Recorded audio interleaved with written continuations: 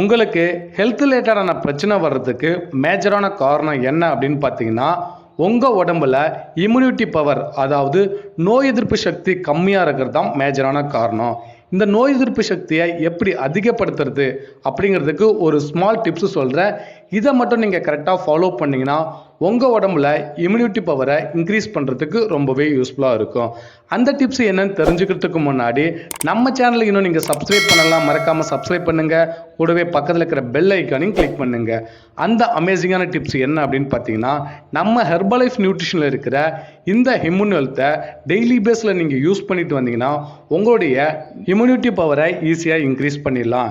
இது நமக்கு எதுலேருந்து கிடைக்குது அப்படின்னு பார்த்தீங்கன்னா, கால்மேக், துளசி, குடக்கி அப்படிங்கிற 3 மூலிகையோட சாறு தான் இந்த இம்யூன் ஹெல்த். இதை பற்றி வேற ஏதாவது இன்ஃபர்மேஷன் தெரிஞ்சுக்கணுனாலும் இல்லை இது உங்களுக்கு வேணும் அப்படின்னு நினச்சிங்கன்னா டிஸ்பிளேல தெரிகிற என்னோட நம்பருக்கு கால் பண்ணுங்க. நாங்கள் உங்களுக்கு ஹெல்ப் பண்ணுறோம்.